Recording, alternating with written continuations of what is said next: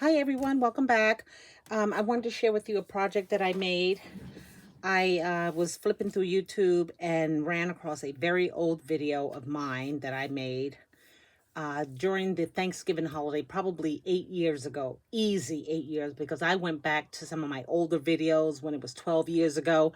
And then I started coming forward and I ran across a basket that I made. And I thought, wow, that'd be cool for a trick-or-treat basket. So I've made two kind already. So I've made the third kind, and it's this basket here. You can see the sides of it, right? It's full of the candy, same candy I'm giving. And the bottom looks like this. And I just used some silver ribbon from my stash. It's pretty stiff. And I used 3 papers, the candy corn, this midnight sky, and then this orange and black check. What's cool about this is this basket started out from this envelope.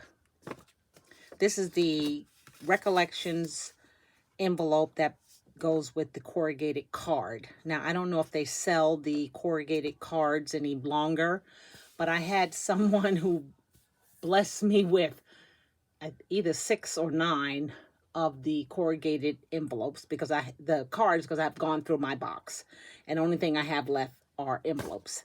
But I do have, I think, about 4 or 5 of the corrugated cards left, and like I said, a box full of envelopes. So this tutorial came to us from a young lady, can't think of her name, but her channel is Socrafty 100. And I'm going to try to remember to put the video down below because it's pretty, when I saw it, I go, oh yeah, I remember that. But I literally didn't write down any measurements. I literally kind of like pieced this together. It's going to people who are going to eat the candy, throw the box away. I didn't want to invest a lot of my supplies in it, meaning, beautiful handmade bows and whatnot, but I think it serves its purpose. So I'm calling it a trick-or-treat basket, and I'm going to show you how to get started on it, at least the base of it, and then you can decorate it how you want. So, and I think Socrafty says you can use any size envelope. I've only used this side, this envelope, and this envelope is about a 6 by 5 3/8. If you want to say 6 by 6, you can. Okay, so any type of envelope. So the first thing you want to do is get your scoreboard out. Let's move this. I've been wrapping chocolates. Look at all these chocolates I wrapped. I did the Hershey's Kisses, and I used some of the Doodlebug odds and ends to do that. So while me and my sister were crafting today, I was wrapping candy. Okay, so let me put these. Oh, I don't want to. My desk is a hot mess. You do know that. Okay, so I'm going to leave this right here. So you get your scoreboard, and what you want to do is on the side of the envelope where the flap is on your right, you want to line it up and you want to score it at 1 inch. It's the only scoring you're going to do.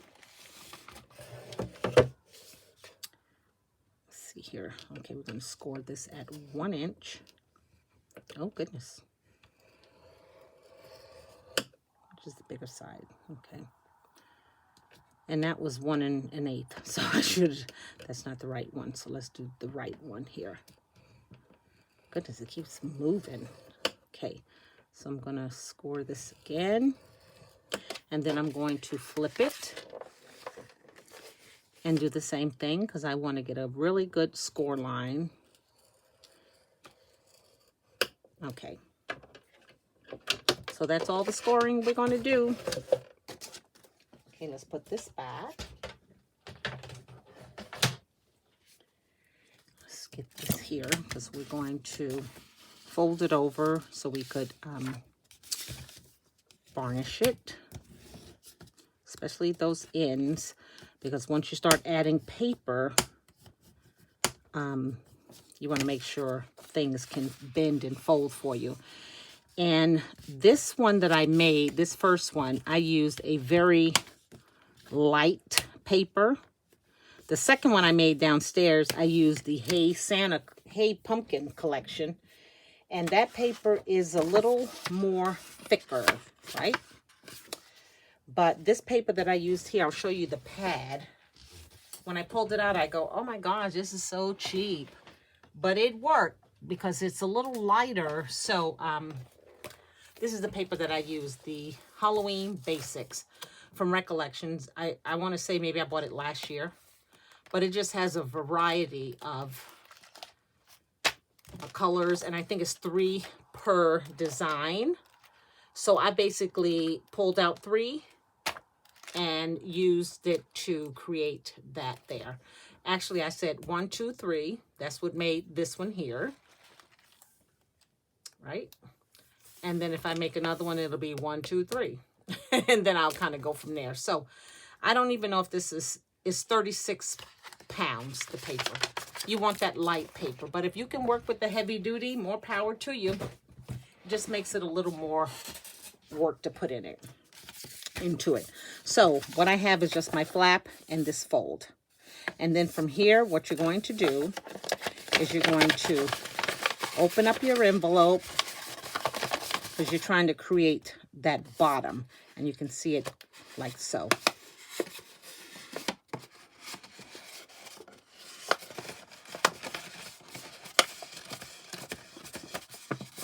So all I'm doing is kind of trying to get a solid bottom, but yet get these ends pointed up. Okay. Then you want to get your blade here and just kind of score it so that it's kind of sort of flat. Just kind of do like that. Then I'm going to turn it over and you can see it forming the basket shape.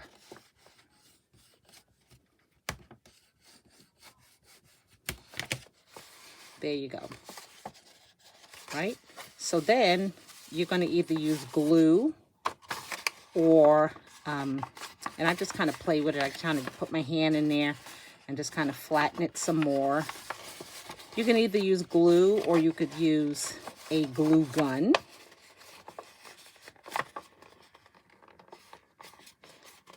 For the sake of the video, I'm going to use the hot glue gun.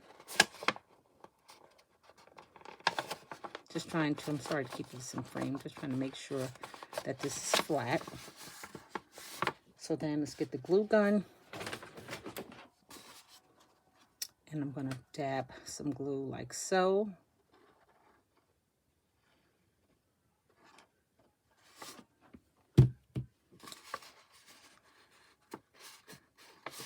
Okay, just get that till it's held slightly.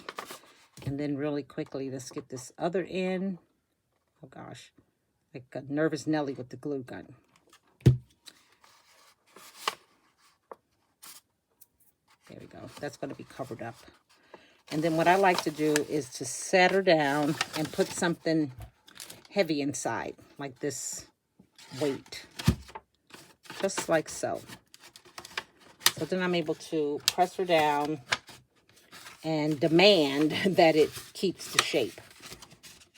And allow the hot glue to set up. Then while that's waiting, that's when you will grab your paper. And what I like to do is, I figure I'm going to need a whole piece for the back. So here is my 6x6 piece. And I glue it on. And I probably, when it's glued on, I go around it and trim all that excess. Or you can do it exact if you want. Or you can do it a little shorter than and have a border. If you want, you can also distress the edges with some black. Whatever color your envelope is, right? Distress it. And then you maybe, like I said, you maybe want to do a border. Whatever is up to you. So you want to do that side. And then when you come to this side here, you want to measure, again, that inside here. Whatever that is, you know the width is going to be the same. You just need to measure the height. Don't worry about these little windows here. Okay, and then for the lid, the top part here, you want to put another design over it like this and cover that up. Same thing, if you cover it all up, then you can just go and trim and trim. And then you want to tuck, which we're going to do. We're going to tuck that top inside the envelope. Let's just do that one here. So let's see how we look. See, all glued down, sturdy. It's important that you make sure everything is flat. So now while you have it open, you can, if you want, maybe you can round these corners. I didn't do that, but you certainly can. Get a corner rounder. I'm going to use the 1/4 inch side.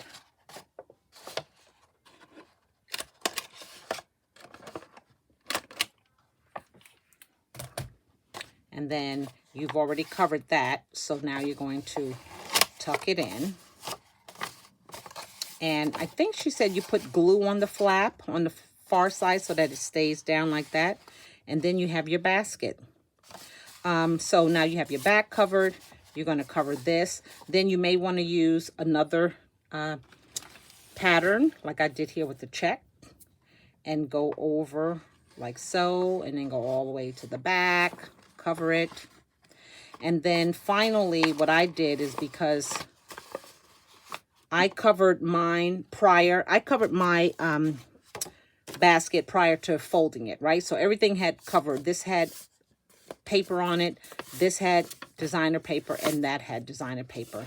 So then when you get to bringing this bottom together, there may be a space, right, where the two don't come together, which is fine. This is why I use the ribbon. So it just kind of hides the seam. See that? And then I put 2 little ghosts in that corner. And I'm sure you will find something that you have in your stash to put in that corner. But there's the gist of the basket. No handles needed. It's going to stand up straight like that. Even more so when you add paper onto it. So that is my trick-or-treat basket. I hope you guys like it. I'm going to make some more because I have so much candy that I need to pack. And I'm going to take this one and do like I did the other one. I have these loot bags from the Dollar Tree. They work perfect. If you buy the bags from clear bags like I do for your bows, you don't want to use those type of bags for these treat baskets. Just use these cheapo ones from the Dollar Tree. Okay, so no need for a handle. We're just going to place it in there. It's got plenty candy in here. It's pretty heavy. You got your shred. And then you're just going to close it up. And you're going to add a, what did I call it? A raffia. I ordered some. It came yesterday from Amazon. So let's just break off a piece here. I think the raffia has a nice touch for these baskets instead of thread. Like I said, something like this, you don't want to use all your good stuff. Because you know all of that's going to be ripped open, thrown to the side. And I just cannot see one of my beautiful I Am Roses flowers just being tossed like trash. Okay, so we're going to tie that bow. And this one is ready to go downstairs. I think we need the bow that big. Now you can use whatever you want. You can use ribbon to tie it. You know, if you're having a party, if you're taking these to your child's school for a Halloween party, it's perfect. There you go. So how do you get from this to this? Very simple. So I will remember to put Socrafty 100's channel link down in the description box. And I hope you guys are having a wonderful evening. Thanks again for stopping by. Bye now.